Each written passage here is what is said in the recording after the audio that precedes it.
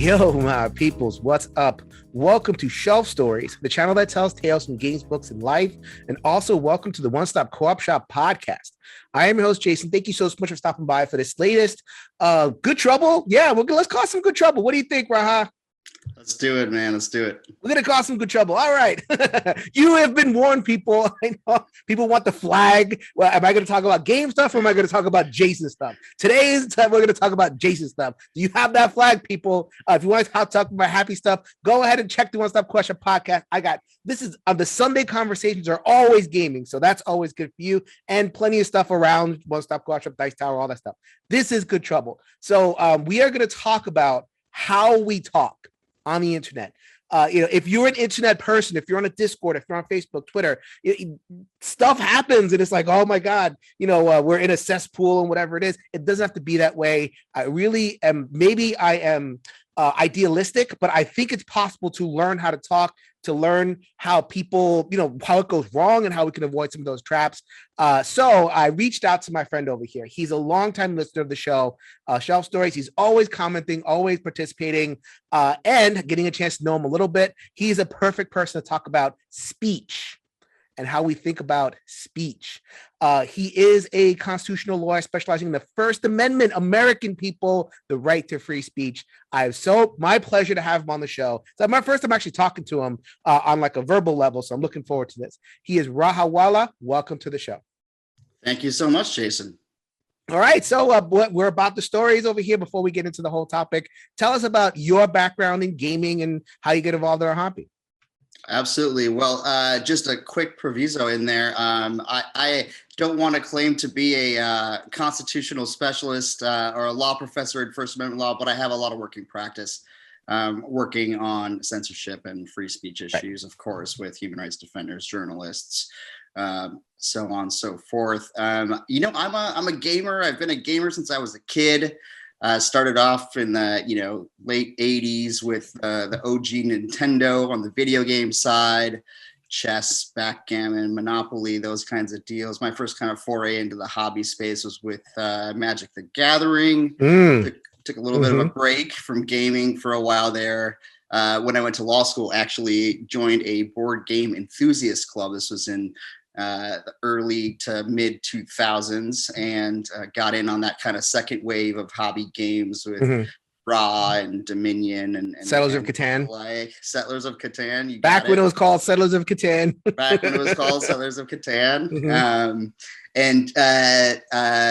As things picked up with work, kind of took another big. So I'm kind of back with my third wave now of gaming, and just really excited getting back into it, dabbling a little bit with some game design, but mostly just here as an enthusiastic gamer and someone who cares a lot about the hobby.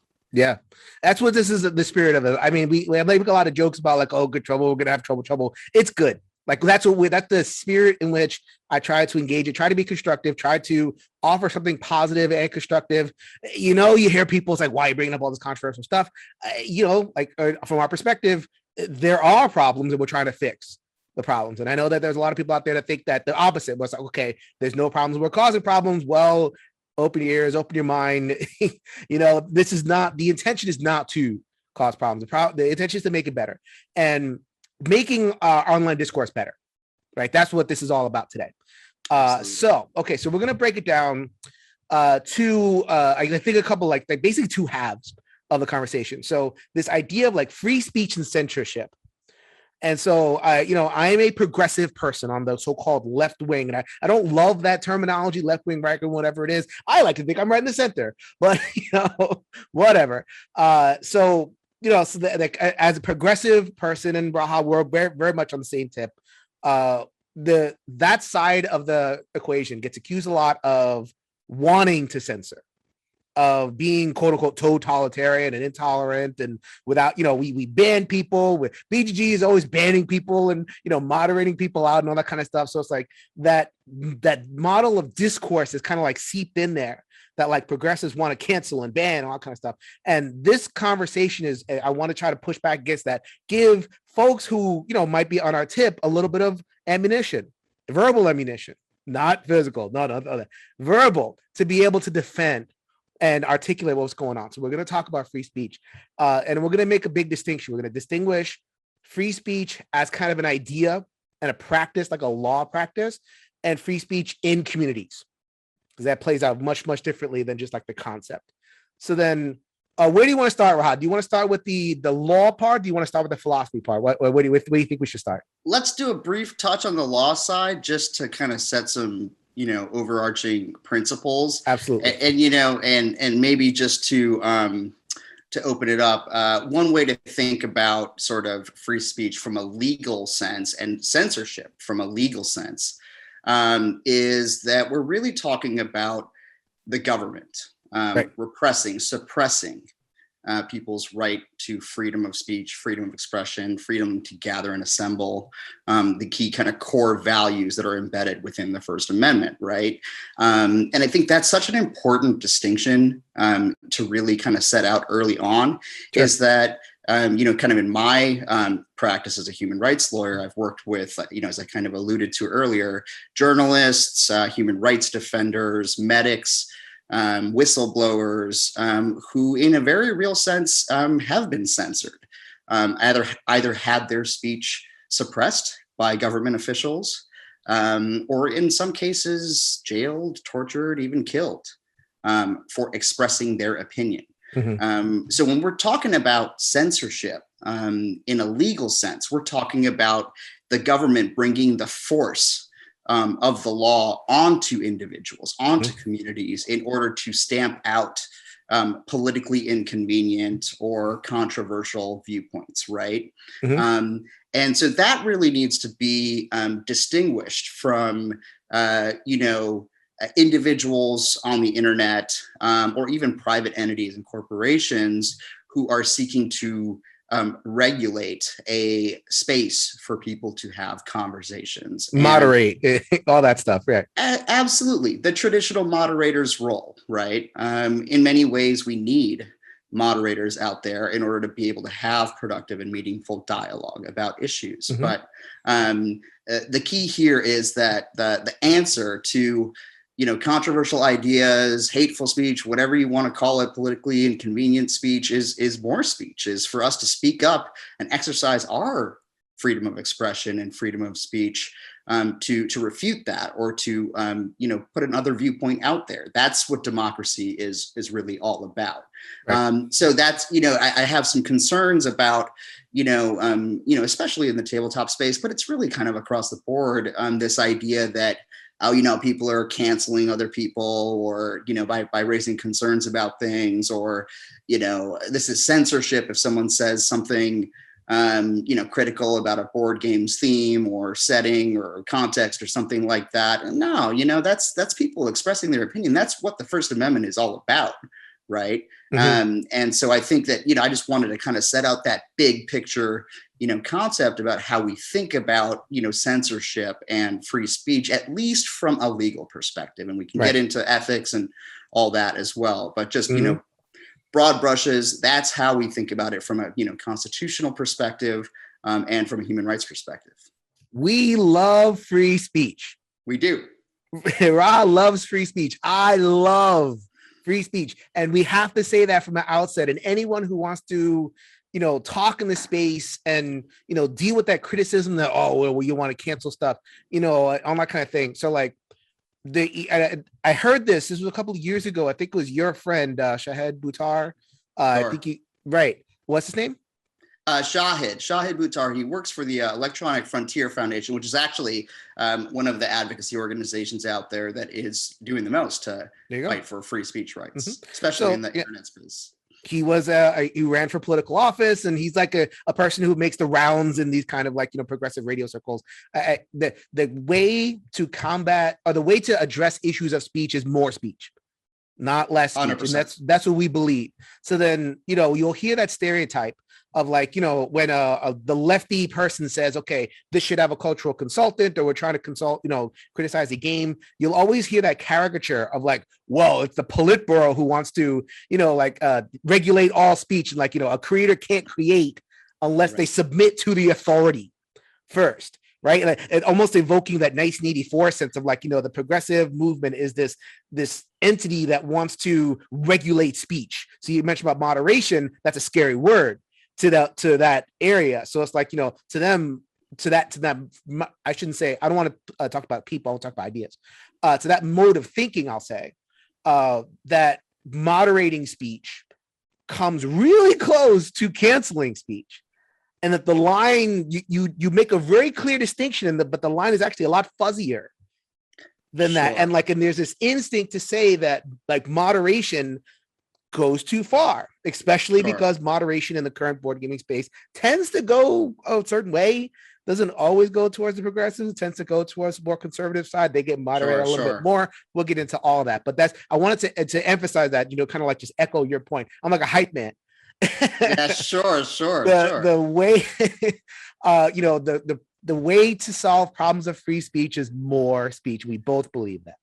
Sure, absolutely. And again, just to kind of, really put a finer point on it, when we're talking about online discourse, this is much in the way, if you wanted to make an analogy to the olden days, you kind of chatting across the fence to your neighbor, right? And having a conversation, and you can elect to walk inside, you can elect to walk away from that conversation, and this is about human relationships, and it's about trying to moderate a relationship between communities or between individuals in a way that is productive and healthy. That is a very different thing from the government coming in and shutting off the spigot, so to speak. We want the free flow of information, and it's absolutely not appropriate and certainly not constitutional or lawful for the government to bring the hammer down and to stamp out any expression, whether that be traditional speech or creative or artistic expression. And there's a history of the government trying to ban books and ban games and do all this kind of stuff. It's not new. This is, from time immemorial, this is what governments do when they're faced with dissenting opinions, controversial opinions, opinions that challenge the status quo. But that's a very different concept than individuals in the private sphere having conversations with each other. And we're going to get into all those distinctions, but again, we're setting context over here. So the next thing I want to talk about is why. Like, why is free speech good? What does free speech do? And forgive me, I was a philosophy professor or philosophy major in college, and I taught philosophy classes. I taught ethics at the highfalutin, really smart hooty tooty high school level. So I got a quote, and Raha knows what quote I'm going to give, and I'm pretty sure you're probably familiar with it, right? Okay, so why free speech? Like, why is this such a thing? So you go back to the history of political philosophy and the history of ethics. You'll encounter an Enlightenment figure named John Stuart Mill. And he was one of the intellectual kind of forebearers of the American Revolution. Everybody read Mill. Thomas Jefferson read Mill. George, all these people that wrote all the founding documents read John Stuart Mill. And this is the one paragraph snippet that people quote in terms of the rationale of free speech. So I'm going to put this on the screen so people can read along. The peculiar evil of silencing the expression of an opinion is that it is robbing the human race. It is robbing posterity as well as the existing generation. It robs those who dissent from the opinion, and still more, those who hold it. If the opinion is right, they are deprived of the opportunity of exchanging error for truth. If wrong, they lose what is almost as great a benefit, the clear perception and livelier impression of truth produced by its collision with error. Absolutely. We don't talk like that right now, but just to translate, well, what does that translate to in kind of like modern vernacular? Well, I'm gonna, my political philosophy knowledge is a couple decades older now, so I'm gonna let you do the political philosophy translation. But what I will say is that Mill's thoughts are very much animating and continue to this day to animate First Amendment principles, right? That's not surprising at all. Putting my own little flavor on it, we're really talking about the benefits of the truth. The more that we exchange ideas, share knowledge, share information, share analysis, the truth will come out in the end. And if we don't, And if we suppress it, I think we're really at peril for ending up with stuck in our ways of thinking. So there's the sort of individualist kind of idea of free expression and just the inherent right of being able to express yourself, of course. Makes a lot of sense in American society. And then there's also the sort of kind of collectivist or utilitarian idea of what does it do for democracy when we have a free exchange of ideas. And I think that, I'm reading between the lines and you're kind of saying it's a win-win. We're getting a lot in terms of both a rights perspective and a kind of communitarian or utilitarian perspective as well. And the thing we're getting is, so we're talking about right opinions and wrong opinions, and where internet discourse goes wrong is that everyone thinks their opinion is right. So and everyone gets stuck in their opinion, and that's actually not quite the foundation of free speech and why it's good. So there is a truth out there, and that's an old Enlightenment idea. And we get there by entertaining right ideas and wrong ideas. So like if you entertain if someone comes in, they have the right idea about something, you don't shut them down because then you're going to persist in your wrong idea. Don't do that. But if somebody has a wrong opinion, they still should have the chance to talk, because we sharpen our own arguments. And I'm a testament to this. And people wonder, because my comments are a little bit crazy. I think you texted me once. You're like, how do you do that? How do you talk to these people? I mean, I will confess that I'm sitting here on the soapbox right now. I have a tough time. Yeah. Sort of like the online debates and online answer. But I have the utmost respect for the patience with which you approach it. But I think it is because you do see it as a project, right? I mean, you're very much in it for the long haul and trying to facilitate and foster a discourse and to advance these ideas. I'm kind of like the guy being like, like on my keyboard or whatever, and but we all endeavor to be better, and I think that's I think the project of shelf stories is, just what John Stuart Mill is talking about. And I know people have said where do you get off? How do you know the truth and everything? And it's like, because I work at it. And I'm not saying I know the truth, but it's like I'm in these conversations. I'm talking to people who disagree with me, and I love people who disagree with me, as long as you do so in good faith and you're engaging. So we'll get to that in a second. But people who are coming from really different, radically different perspectives, sometimes I'll come in and the perspective that I'm arguing with, I think is kind of off center, but I sharpen my own arguments. I'm definitely better at this than I was a year ago when I started, just from the interactions. It's almost like, like the sword getting sharpened in the whetstone. So, and then there's also times where I'm wrong. I think I'm going to do a video on this. So my encounters with non-American, listeners who are like, you're speaking from your American perspective and you have to understand, And I have definitely modulated my position on things depending on the feedback. So it's like, wow, so that's the process, right? That's the rocks upon which democracy goes, right? Sure. And so it's like, but the goal isn't just to a bunch of people who believe in their opinions. And then, my opinion should never change. Like that stupid guy, the meme where it's like, he's just sitting back, he's holding his coffee and it's like, okay, I got my opinions, convince me I'm wrong or whatever. Right, change my mind. Change my mind or whatever it is. It's like, I don't want to change. It's like, no. Let's change each other's minds. Right. It's like, it's not like you have the thing and I'm coming to you or you, whatever it is. No, we're always in this interchange. Right. And I believe in things. There's certain things that I'm never going to change. The POCs and marginalized people, I'm always going to defend that. But, on the margins or different perspectives on things and who counts as marginalized, all that stuff. But there's so much stuff within there that's up for grabs. And that is the point of free speech. So, the reason I get really passionate about this because online arguments can be really difficult because one reason is because I think that we come at it from a perspective of free speech is I can say whatever I want. Right. I say what I want because I have an opinion and my opinion is right because it's my opinion. And that's not quite the philosophical tradition upon which the First Amendment, the government is built upon. Sure. Right? It's that exchange that needs to happen.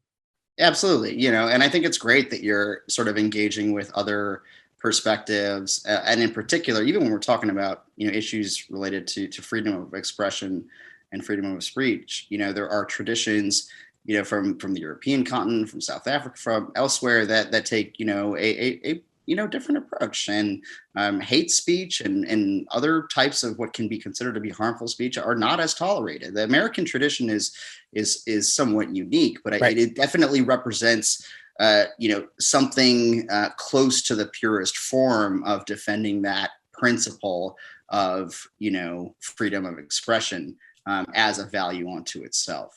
Right. Okay. So in constitutional law, and I don't know much about this, so I'm going to depend on you'll give you a little bit of floor for the discourse. So the ACLU had a very famous case that kind of articulated how far American free speech principles should go. Right. And it's always, to me, like as I listen to different shows, it's always kind of the first thing mentioned. How far will you defend the right to free speech? So the case that I'm talking about. Go ahead and break it down for the people, because not everybody might be familiar. It's one of the most famous constitutional law cases. It's often called the Skokie case because it involved events that took place in Skokie, which is a little town to the north of Chicago in Illinois. Anyways, just to kind of break it down in the most simplest form, this was, mid 20th century, where, out of World War II, and neo-Nazi groups wanted to march in Skokie, Illinois. Why Skokie, Illinois? For those who aren't aware, Skokie actually used to work in Skokie. So I know this a little bit from firsthand experience. It's a very Jewish neighborhood. At that time, I believe it was even over half Jewish, and there were many Holocaust survivors. Mm-hmm. So the idea of neo-Nazis marching in the streets of Skokie was probably about as harmful or offensive of a protest or march or whatever you want to call it that you could imagine. So Skokie tried to shut it down. The ACLU came forward, despite being considered, a quite progressive organization, and actually defended the rights of these Nazis and other counter protesters to march in the streets of Skokie, because that was their constitutional right to march and to say their piece, whether it was right or wrong. And a couple interesting facts about that case. One is that the laws that were being used to attempt to shut down the Nazi march were the very same kinds of laws that were being used to shut down the protests of the civil rights movement. Mm-hmm. And, Martin Luther King Jr. and other movement leaders were leading marches all across the South. Guess what? Towns were putting up these ordinances to shut them down, right? So that demonstrates, I think, a really important principle when we're thinking about rights and constitutional protections is it's not about the particular viewpoint or even the particular person or even the particular community. It's about the principle. And if it can be, if you can use government authorities to shut down one particular viewpoint, then you can really use it to shut down any particular viewpoint, right? At some point in time, you're going to end up in the minority in whatever town you're in, right? Yeah, that's a famous thing. In you hear some of like old school progressive discourses. You go back into traditions, you read some of the the mid-century kind of thought. You'll always hear them say, like, and even the civil rights leaders or whatever it is, like, they'll say, I'll defend a white supremacist for what their ideas. I'll defend this thing. That thing was because when I start going down the road of censoring what I don't like, then that's going to hit me. Yeah. And it usually hits minority people harder than it would, someone who is more in the center of the culture. So like those old school progressives are really like on that. And so like, I think, maybe slipped the mind a little bit. I definitely see comments where it's like, well, that should be, they'll say it like, and this is the person on the progressive side. Well, that's just bad. That should be get rid of. We should get rid of that. That shouldn't be allowed to speak. And it's like, Right. Be careful with that one. I agree with the center, but be really careful with that. Right. Absolutely. It's true. I mean, I think that, these things have a way of finding their way through history and kind of becoming a bit, it's easy to say, well, yeah, don't let the Nazis march in Skokie, right? And I think when you look at that particular individual case, right, it seems like, yeah, I don't want the Nazis marching through Skokie, Illinois. But when you think about the principle and what it could, say about, the free expression and free assembly rights of peoples over time, right. It's quite a scary thought. Anyways, to fast forward to kind of the punchline here, the Supreme Court ultimately decided that, the Nazis had a right to march in Skokie, Illinois. I mean, just as an intermediate thing, the ACLU took up the defense of it. Yep. The American Civil Liberties Union. That's correct. Army of lawyers, and it's not every while the Europeans watch the show. So it's an organization that has been around for a very, very long time. Always defended civil liberties, and it always has gone either way. Like, it's nonpartisan. It's just, they have their principles, free speech. It doesn't matter who's speaking. So then they were reviled. They're like, how could you take this? Are you neo-Nazi yourself? Blah, blah. And it's like, we're not neo-Nazi. We're not defending anything. We're defending the principle of anybody has the right to speech and assembly and all that kind of stuff. Absolutely. And thank you so much for correcting me, by the way. Lawyers have a terrible habit of just throwing acronyms out there. So stop me at any point in time, make sure that I'm not talking nonsense. So the ACLU took the case, went all the way up to the Supreme Court. Supreme Court came down very clear. The Nazis have a right to march in Skokie. Interesting bit of history on how that actually played out on the ground. There was such a movement of counter demonstrators, civil rights activists lined up in Skokie that the Nazis ultimately backed down. And this was a relatively small group, anyways.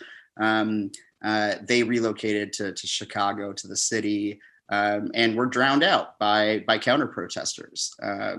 And it was, I think, a pretty clear lesson in this idea of, you don't like some ideas, show up, and express a different viewpoint. And hopefully your views will carry the day. Hopefully you'll be able to bring people along. If there is truth and righteousness in your cause, other people will see it too. And I think that's what we saw happen, in that particular situation. It's not all a rosy story.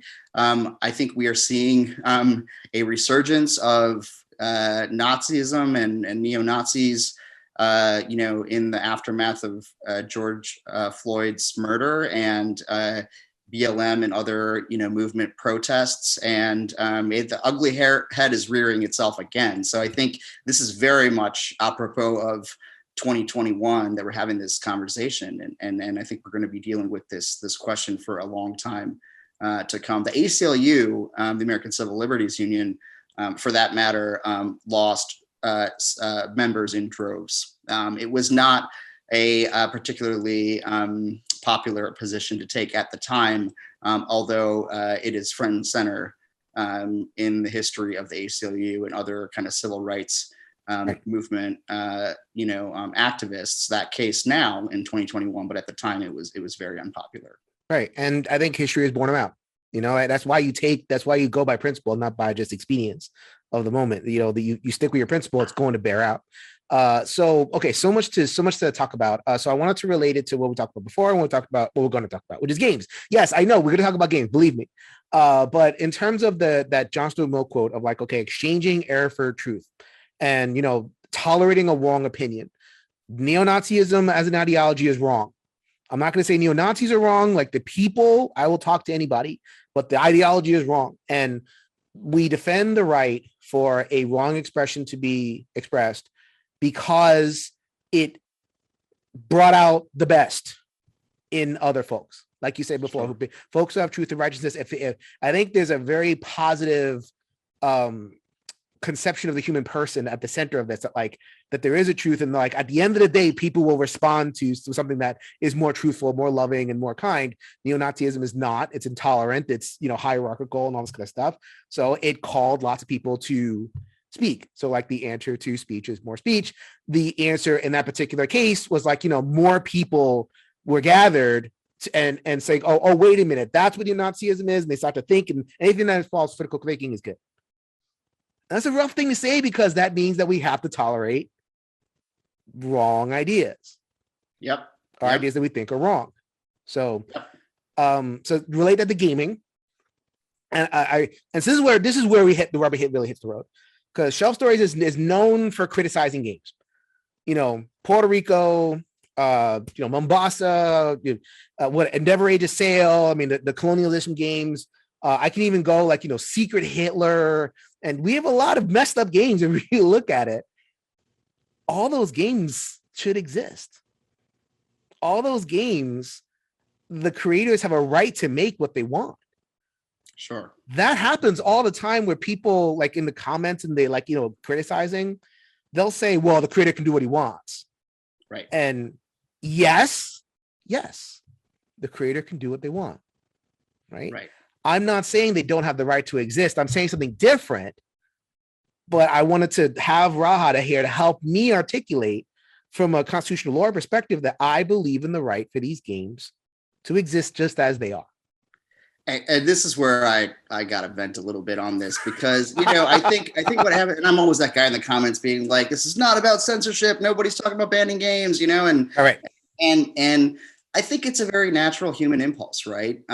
It's easier, right, to kind of appeal to rights and to say, well, they have the right to make this game, right, than to engage on the merits and to really ask those deep questions of, okay, 100% agree. The game can be made, and maybe even the game should be made. But is this really the right theme? Is this really the right approach? Is there a better approach? That requires a lot of work. It requires a lot of emotional work, intellectual work.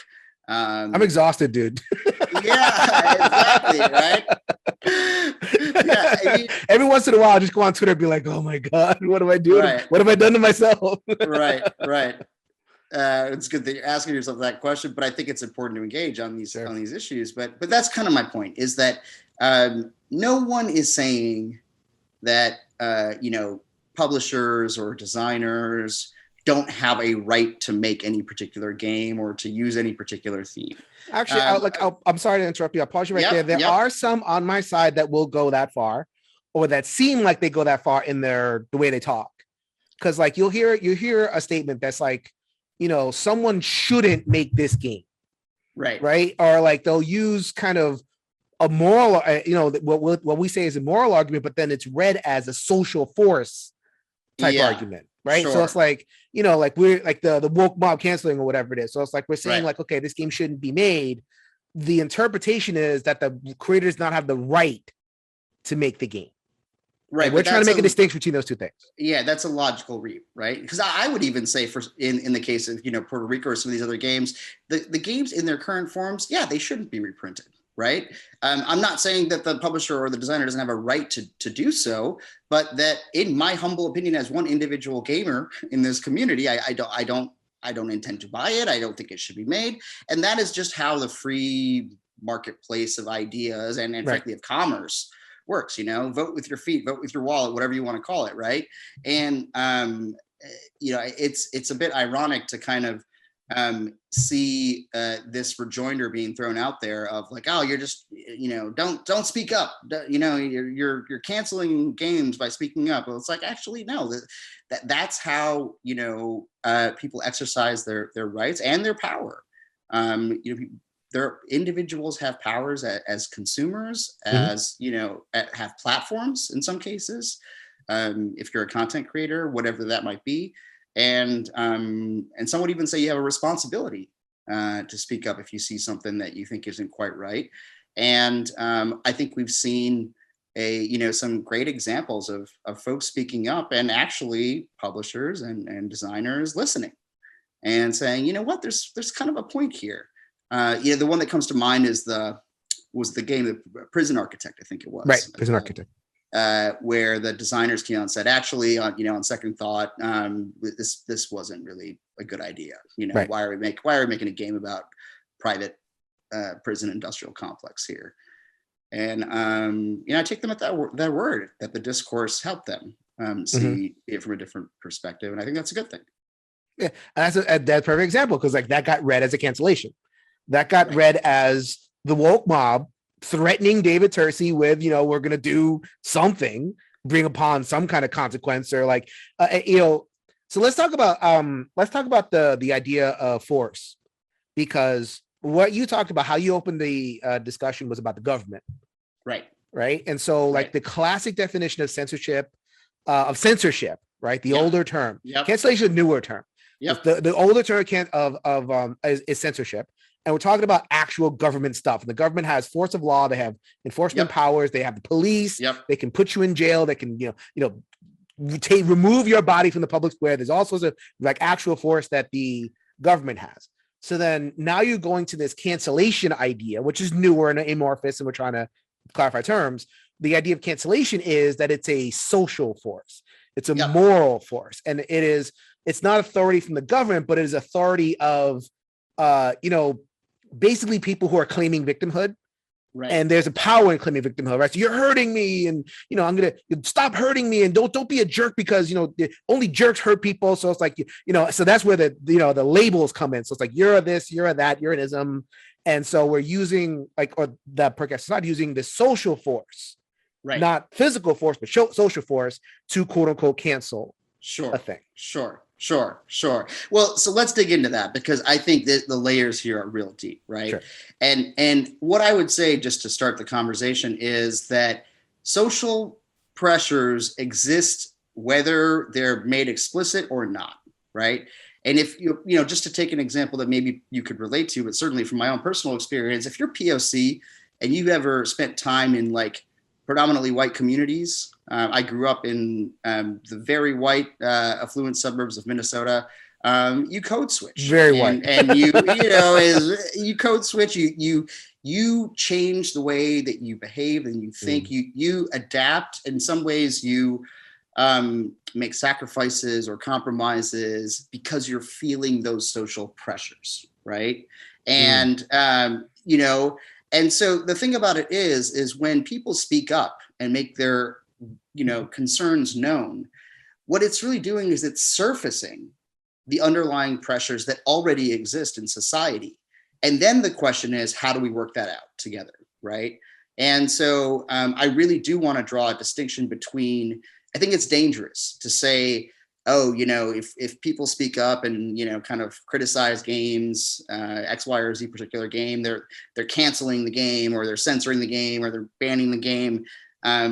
In some ways that can have the opposite effect. And there's a deep irony here, is that people aren't going to feel comfortable speaking up. I had legitimate thoughts. I was telling you before we hopped on the show about whether I wanted to stay in this hobby, and is that promoting freedom of expression values if we drive out folks because they don't feel comfortable? How does that promote freedom of expression and freedom of assembly? Well, talk a little bit more about what you were feeling, and like we know the time period and what was going on in the discourse at the time that made you feel uncomfortable, that made you feel like board gaming was not the space for you.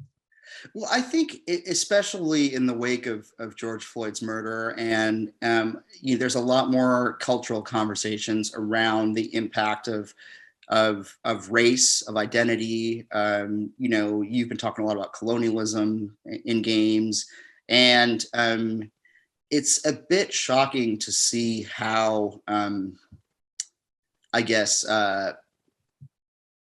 non-receptive the hobby can be to alternative points of view, and I'll drop the euphemisms here. I specifically, women, queer, and POC voices in this space. I think a lot of folks who identify as minorities or historically, marginalized in some way, don't always feel comfortable in spaces. Elizabeth Hargrave talks about walking into convention halls and being the only woman there.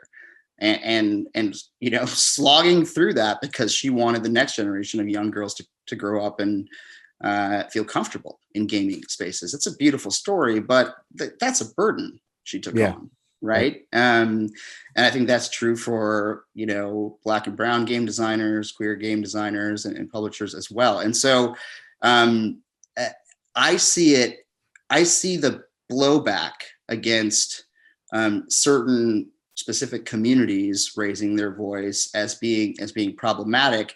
And that's why I really wanted to have this conversation with you, which is to really bring out this idea that the intention here is not to ban games, not to cancel games.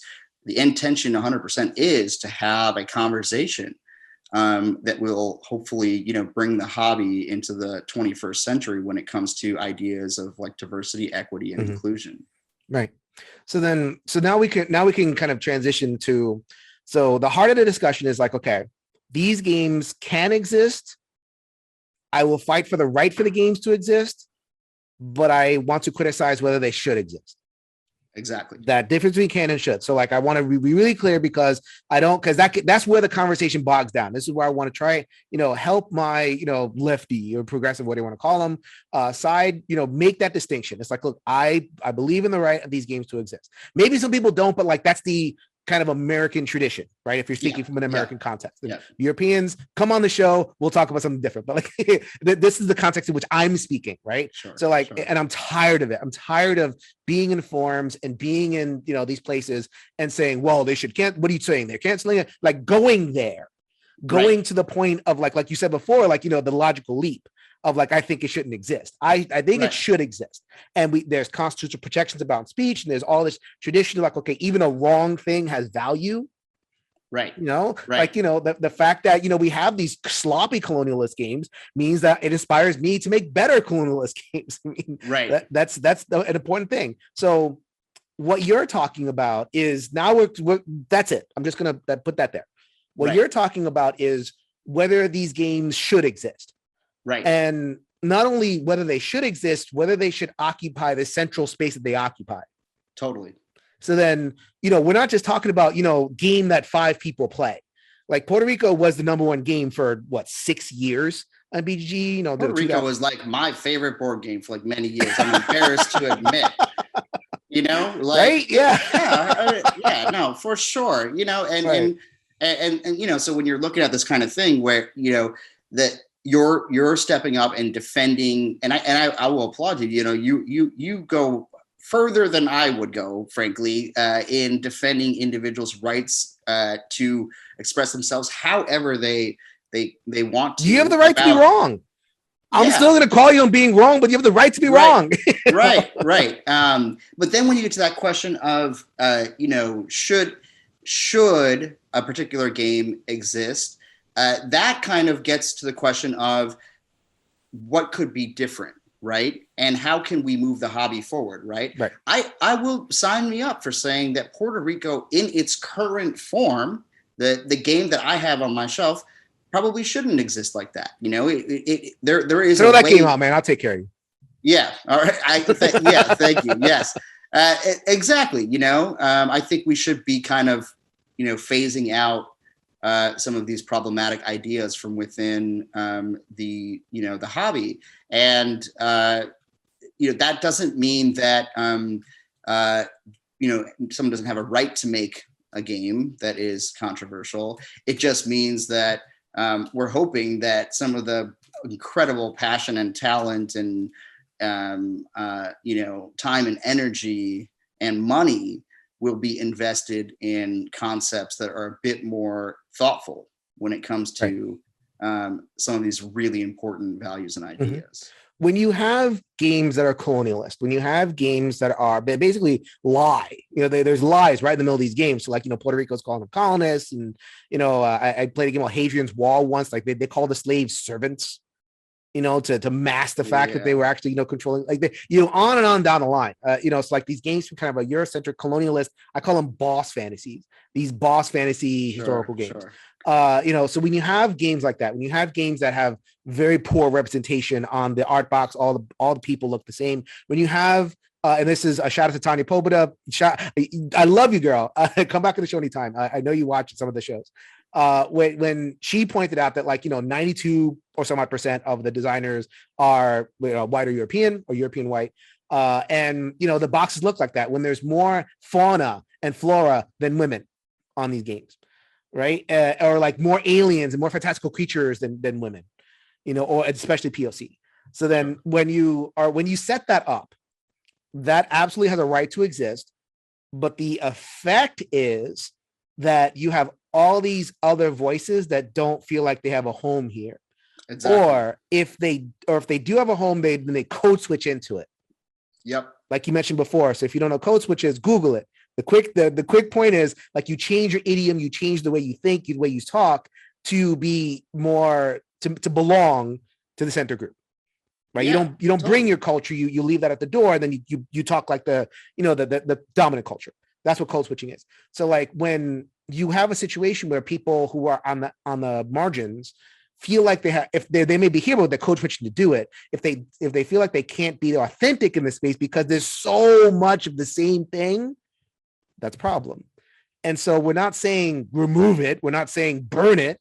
What we're saying is just a little bit less emphasis, please.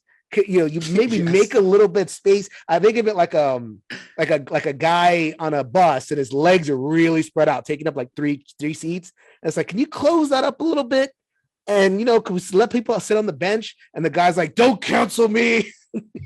That's what I see when people defend this stuff. Like when people defend Puerto Rico, they're defending the guy who has his legs spread out. Because you're saying these little things that colonists make the damn things white, man. They're like kind of like brown. Yeah, it's funny. Me and my other POC friends would play Puerto Rico back in the 2000s, and even my Puerto Rico friend, we called the game colonizer because we right. had to troll ourselves in order to have the required level of cognitive dissonance to be like, okay, I guess this is okay. This is like a white people space, Right.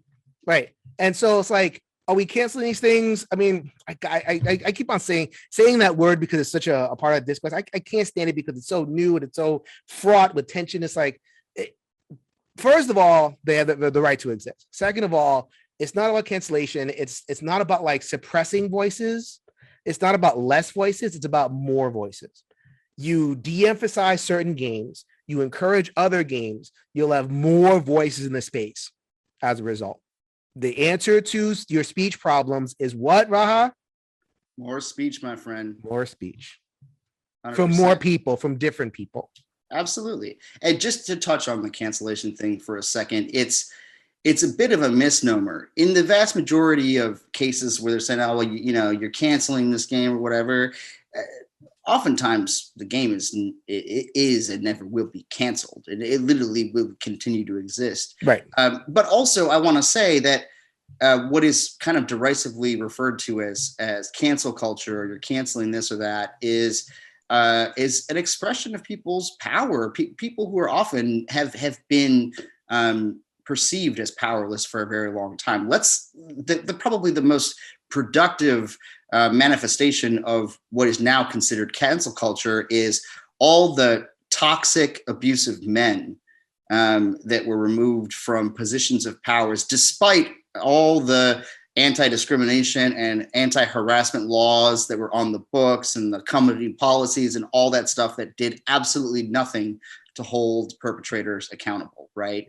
And if it wasn't for people actually exercising their power, telling their story, coming out, a lot of these guys would still be there, So I actually think when people speak up, it ought to be celebrated. We ought to listen, and it shouldn't be kind of seen as this. Why are you coming forward with the mob and trying to cancel and all this stuff?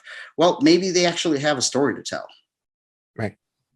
Yeah, I mean, we don't refer to the presence of, whatever toxic men. And if you don't know, we've had a couple of instances of heads of companies, won't name any names, who were outed as abusers or who are outed as people who are unsafe to be around women, whether because they committed active perpetrations or because they hid people or because they helped people who were perpetrators. Like a lot of white men have come under the crosshairs. And just because it's been kind of a large permission structure for the longest time. Go to Origins 10, 15 years ago. Who's there? And who's on the boards of these places? And, it's a lot of friends who are kind of protecting each other. So then we don't refer to the people who have been excluded. We don't refer to people who have walked away. Like in your case, Raha, that you felt like you had to walk away. Like it wasn't it was your free choice, of course, but you felt like I want to be there and I'm not really making the choice. I just wasn't comfortable. We don't call that cancellation. We don't have a name for it. Right. That's what sucks about this debate. Like when we refer to canceling, we only refer to like the one thing of like, the vocal minority, quote unquote, canceling a game unjustly or whatever it is. There's so many more layers, so many more people who are excluded, and we don't have a word for that. And that's unfortunate. Yeah, we don't because it's the unseen, it's the unheard of, right? It's the go away quietly kind of deal, right? That I think folks from particular communities have been used to doing for a very long time, right?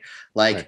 oh, we don't want to make the white people mad, right? So let's just kind of go away quietly, right? And you don't want to be seen as that rabble rouser in any space that you're in, right? But at the same time, you want to feel comfortable, you want to feel heard, and this is a hobby, this is about enjoyment, this is about having fun, right? And if a space doesn't feel comfortable anymore, why are you spending your time there, right? Mm-hmm. Thankfully though, I think what I have seen, at least especially in the last few years, has been a lot more attention and thoughtful Right. discourse around these issues, and to me it seems like it's only getting better. Mm-hmm. I don't want to say, it's there. There's a long way to go, but I think it's definitely on the upwards trajectory. I would say that there's more and more kind of safe little bubbles for PFC. I think the center of the hobby is still Yeah. what it is. And we're working on it. And I think it's a positive thing. And, I think some people don't take it as a positive thing, but I mean, the goal is not to kind of flip hierarchy. The goal is a truly multicultural space. That's kind of what we're after. Right. But I worry, right? Because, I think you had Baby Isaac Childress on recently, and, he talked about his sort of evolution in really thinking through these issues. It seemed like, he was being really thoughtful about it. And the guy got a lot of blowback, so I worry about folks who are stepping up and trying to do the right thing, not feeling like there's positive reinforcement, or not feeling like there's a constituency out there that is appreciating what they're trying to do. And so I think that's why it's really important, not just to sort of like call out what, some bad actors here and there, but also to hold up those who are trying to do the right thing, and to really show up and to say, hey, there's a constructive way forward. This isn't just about like bad, no. Stop. The answer to the problem of speech and games is more speech, more games, more people. Okay, so I'm going to throw this at you. I don't know if you're prepared to answer this, but I mean, it's tickling me. Again, I do internalize the ideas of, people who don't agree with me, maybe whatever you self-identify as, conservative, moderate, libertarian, or you're something along those lines that are not on the progressive end. Many of them feel like the hierarchy has flipped. If anything, they feel like they are being pressured into silence. They feel like they're being pushed away. It is true that the BGG moderation really does target, certain people who have, who express those views. I don't know if you've seen that or thought about that, or I mean, or like if you have any thoughts like a. Yeah, I haven't seen maybe all the specific examples, and maybe you could name one, but I think what you're getting at is this idea that perhaps there is what could be perceived as, if not in reality, disproportionate like moderation or filtering out of, like, let's say, like conservative voices, to just oversimplify the problem set here. So, my take on this is, and maybe this is where we have a difference of views, is I fully support, people who are putting the time and the effort to create space, to curate spaces, curating those spaces in a way that fulfills their vision for what they want that space to be and what they want that space to represent, right? Mm-hmm. So I have no problem with Facebook filtering out all this misinformation about COVID and COVID vaccines, Russian propaganda and false information about the election and like all this stuff, get out of here. And again, I would draw a really clear distinction between that and the government taking a role in any kind of censorship or restriction of speech. And similarly, when you have a private forum or a private, well, I don't want to say private because it's on the internet, but like a forum that you curate that you own, or your own personal, let's say Facebook page, YouTube channel, TikTok channel, Insta, whatever it is, that is an expression of, it is your platform. And you have the right to sort of curate that in a way that makes sense for your values. Now, I'm not the kind of guy who, goes in and like deletes all comments. I have a lot of, my friends from, back home or wherever who say silly things on my Facebook wall or whatever. I usually just ignore it, right? Or maybe I'll say something like jest or trolling in response, right? Mm-hmm. But I very much think it's within everyone's right and purview for BGG to come in there and say, we want to create a safe and inclusive space for everyone to have conversations, meaning that if they feel like individual or communities are being attacked, and again, I don't know the specific context of what you're referring to, so I don't want to be perceived as commenting on a particular case, right? But that's sort of my general approach on it. What's your take? Well, okay, so I think this is where I go back to Mill, and the more I think about it, the more I'm so inspired by that. Like, and I, people are like, look, well, you're a progressive person, you must be CRT, you must be, or whatever, critical theory or whatever it is. And it's like, yeah, listen, I read that stuff, but I'm a free speech person before any of that stuff, and why, like, in the government case, in terms of, actual censorship, then free expression, right? When it's a case of these private spaces cultivating, the most fruitful dialogue, then I think it becomes more about free discussion, right, rather than free expression. So say whatever you want is actually a terrible idea, right? Because because it's the internet, and because the internet kind of has a way of kind of cultivating the loudest, the most attention grabbing, the most, pointed, the most aggressive, the most closed. And, those ideas tend to be closed circles. Like, you can't argue with it. So like, like the buzzy words, right? Woke and mob and cancel culture. At the end of the day, those are closed words. You can't argue with them. They mean force, and they mean these things. And, when someone comes at me with that kind of energy, and it's funny how you say, like, you don't delete much. Like, I delete a lot. Yeah. I do a lot, because I delete the comments that are closed and that don't encourage discussion. Right. So it's like, if someone says, okay, you're a woke mob, CRT, which I get, pretty frequently, that I'm deleting that. That's not right. Like, that doesn't promote free discussion. I will defend your right to say that in front of in a public square, and where the government is like, hanging the sword over your head. I'm like, no, government, leave him alone. He has the right to say what he wants, but not in my space. Right. Exactly. And BGG has made the determination, because of the way they are, because they're huge. Right. And they noticed that certain, like letting just the Wild West happen and people say what they want was getting, people were not feeling very comfortable. When POC, LGBTQ were not feeling comfortable. It was a very white male space, and so they decided to, okay, we're going to really moderate hard, and the site has grown. The numbers bear it out. The site has grown. There's more diverse voices. There's people that are really pissed off about that. Sure. But they made the decision to say, okay, we used to allow free expression. Now we're going to moderate and cultivate to allow free discussion. Right. And that's a distinction that people aren't, like, because we're still stuck in that mindset of like, okay, free speech means freedom of expression. Right. Well, maybe one way to break it down for folks, because I really feel like a lot of folks get tripped up on this, right, is if we were to make an analogy to something that I think would make sense of people's daily lives, right, is it's one thing, right?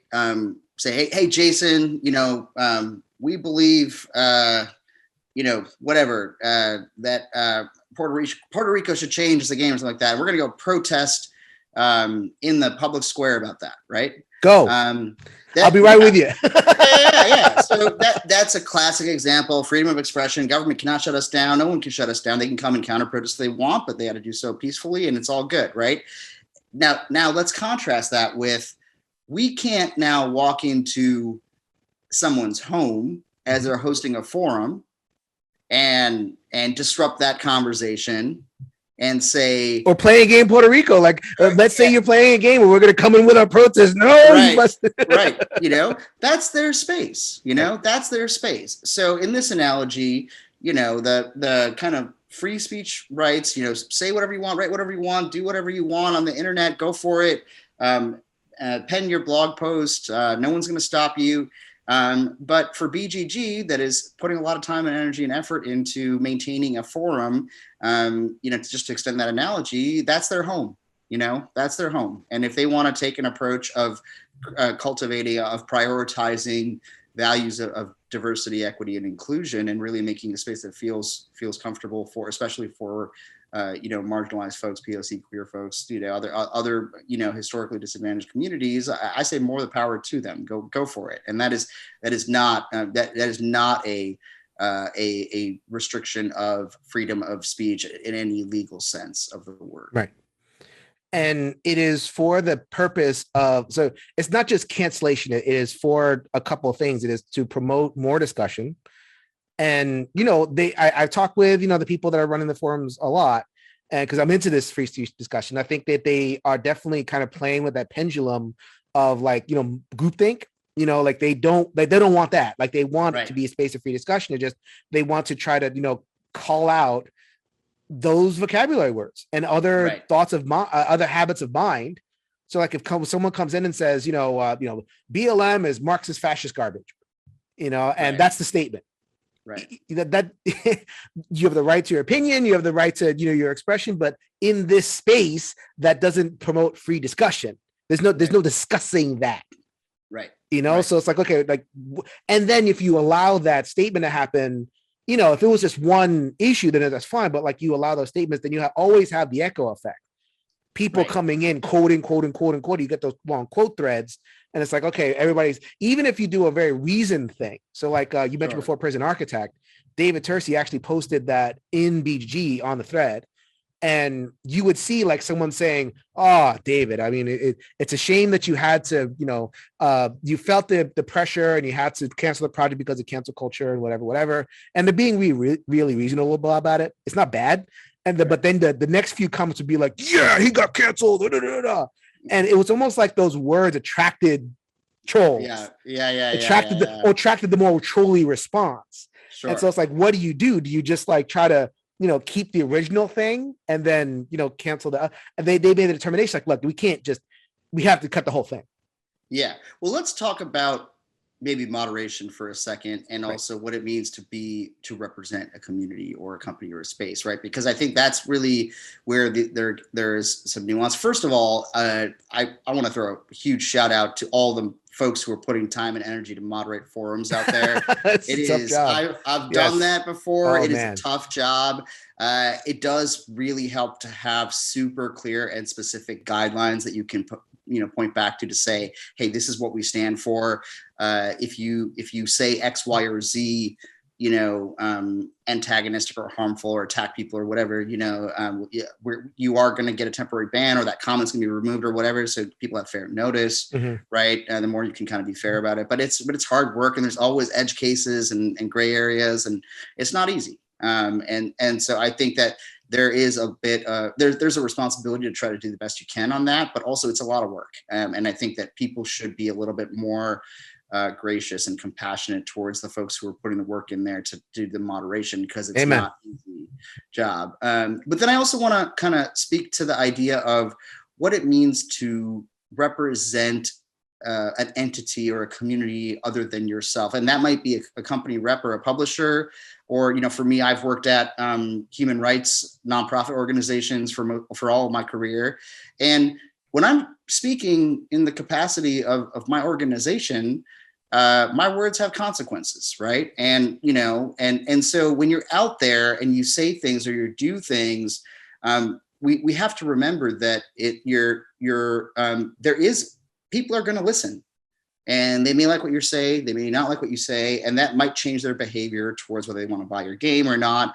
That's not censorship. That's not cancel culture. That's just a product of being in the public sphere, of being a public figure, of being a representative for a game company or whatever it might be. And I think that's just, that's just like adulting, frankly, like you gotta kind of own up to what it is that you say and do. And I think that means being a bit more thoughtful in the first instance, but also we're all going to make mistakes. We're all going to mess up, and kind of owning that and being willing to like see a path towards learning and growing, and to maybe allow a little bit of grace for others who are trying to in good faith find that path towards learning and growing. And I learned this when I was in India. I took some political philosophy courses just to kind of get a whole different area. And they were saying, because we were teaching a room of all Americans, what the professor was saying was, Americans are really good at rights. We're not so good at responsibilities. Yeah. And in a lot of other political traditions, those two are together. Like you have rights so that you can fulfill responsibilities. And you have to get the balance right? So it's like, if it's all responsibilities and you have no freedom, then that's not good either. Right. But like we love to talk about our rights. Our right to speech and our right to this and our right to that. And we don't talk about our responsibility to an inclusive space, a responsibility to kindness, a responsibility to, open discussion and listening and, following rules and everything. And what you're talking about is like, okay, responsibility to an entity, right? Maybe you work for somebody or whatever it is, or just responsibility to board gaming in general, or whatever. And it's like, okay, or the hobby or the community or to advancing gamer culture or whatever it might be. Right. Or making it bigger and making, the space more inclusive or like, I mean, and I would argue, a responsibility to the people that are already here. Like, I don't hate the people that are already here. People think that it's like, okay, I want you all out and to replace you. Yeah. Like there's no replacement here. It's like, I defend the right of every person, even the people that were already here, to be here. It's just there is a energy within the middle that want to keep it that way. And that's what I'm criticizing. I'm not criticizing the people that are here. So it's like, I have a responsibility to those people too. So that's why, I bend over backwards to say, okay, I'm talking about the idea, not the person. Right. And I do that a lot because I feel a responsibility. I have a platform, I have a space, I have a couple people actually listen to me. I can't believe that, or whatever. Right. So I have a responsibility to promote as positive a dialogue as I can while still talking about the issues. And I will fall on that, either I hit it or I don't, but I have a responsibility to continue to search for that right frequency. Even as I have the right to speech, I feel a responsibility to continue to try to be constructive as I can. You're running a YouTube channel, so like that's a platform there is a little bit more kind of responsibility there than like, I don't want to face the consequences. I don't want to get canceled. For sure. But you're thinking about that, right? I'm absolutely all the time. Right. and that's the thing is like, when people say cancellation, it's like, it's not like people woke up yesterday and are all like, oh, now I heard this cancellation thing, I'm going to get canceled, blah, blah, blah, blah, blah. It's like, we have been, since the day that we were born, we were social beings. We were thinking about what other people thought about us, what other people might think about us based on what we say or what we do. And just because we've put a name on that now doesn't mean that the world has changed. It does mean that maybe some people who for a very long time were not speaking up are now speaking up, and that might not be comfortable for everybody. And I think that in any historical, you're much more of a student of history and philosophy than I am, but if you look at any historical context, there has always been certain privileges and entitlements that have been challenged. And me, myself, I've gone through a process of being challenged and challenging my own pre-existing notions as a cisgendered heterosexual male in a society that very much promotes toxic masculinity. And it's like, I'm in meetings and my colleagues be like, man, Raha, you're just mansplaining on that. And I'm like, yeah, I think I probably am. I resemble that remark. It's like, it doesn't feel good, right? No, but it's a learning experience, and you have two choices at that point, right? You can either embrace it, reflect on it, and try to grow, or you can fight it and, say, I have a right to say what I want to say and don't cancel me and go back home with your woke mob and whatever protest you want to put out there. And that's just not usually the best path forward. Right. So, I mean, so that's why I wanted to invite Raha on the show. I mean, I wanted to make that careful distinction. I believe in the right of games, of any game to exist, even a game like Secret Hitler, which honestly, that's my grossest game. If that's the one I turn to, like, I can't believe this is not hard. That one I haven't played, but I've always been curious as to how someone had the gall to put a game called Secret and then someone Hitler. will say it's like, well, I got plenty of Jewish friends who I play Secret Hitler with, and I'm like, great, that's great for you. Like that game just makes me sick to my stomach. But you have the right to play it in your private space. It has the right to be made. I mean, just because I think a thing is wrong doesn't mean I think that it shouldn't exist. I will defend its right to exist. However, I reserve the right to criticize. Criticism is not cancellation, is not censorship. These are three different things. And I hope that this podcast has given people grist for the mill to be able to think about distinctions between those three things. Right. I don't want to take us on a whole Secret Hitler thing. But I haven't played the game, but is it more of a parody kind of concept or something like that? It's a social deduction game, right? And so I haven't played it, and I'm never going to play it. But I don't even think it exists anymore. I think it's like Secret Sith Lord or Secret whatever. Well, I think that the idea with Secret Hitler is like it's a deduction game, so it's like you're hiding, right? And so like everybody's kind of like pass themselves off. So like whoever's Hitler is trying to hide as one of just like the regular German like political scene, and then it's like ha, and I was Hitler the whole time. And so this is like this moment of reveal at some point in the game. And like as a student of history, that's like completely wrong, because we knew exactly what Hitler was from the very, very beginning. He was not coy about it at all. He just happened to hit the right historical moment where the people were ready for that, or the people at the time. So like it's historically wrong, and it's just like it leads us down a road to like kind of trivializing this kind of stuff, and I just think it's gross. But I'm going to defend its right to exist. I'm going to defend the right of Puerto Rico to exist, and so that is not what I'm talking about. I'm not talking about censorship. I don't go with censorship. I don't even go with cancellation. Like but I do reserve the right to criticize, and I do reserve the right to persuade. And it's taken us this long to use the word persuasion. But I fail. I need to put the word in there somewhere early in the conversation. I reserve my right to try to persuade folks to do things that I think would be more beneficial in terms of diversity in the hobby as a whole. I've watched enough of your videos to know that it's a slow burn, man. You get there, you get to your great idea. It's too long. My videos are too long. If people make it, you'll get there, and I love it. Man, it's a good conversation. I appreciate you sitting down with me and having. So, did we hit all the points? Could you wrote a lot. Do not email this man to be like, okay, be on your show, because he will type. Oh yeah, don't ask a lawyer to do anything that will require any kind of concise explanations. But a lot of notes. I think we hit on away from the kind of more trite observations about cancellation and woke mob and social justice war. Like you said, those are buzzwords, right? They don't actually substitute for thoughtful analysis or engagement, and it ends up shutting the conversation off really at the end of the day, rather than actually digging into some of the like thorny issues about how you can deal with game themes and settings and contexts, or even the culture of the hobby as a whole, in a way that's productive and constructive and welcoming for all. We love free speech here, Raha and I. We love free discussion. We especially love free discussion that makes us think. If someone wants to get into a free discussion with you, where can they find you? Honestly, probably the best place to find me is on BGG. My username is Raha Wala. That's RAHAWALA, all one word, all lowercase. Hit me up there. I check my messages from time to time. And again, thanks for having me. All right, man. Thank you very much for joining the show. It's getting a little bit late, but you stuck it out. We're on the East Coast over here. Come visit me in DC sometime. Oh, yeah, man. We're PAX Unplugged. Philadelphia's not that far, so we'll see what happens. All right. Raha Wala, welcome. Thank you very much for coming to the show. Thank you so much, Jason.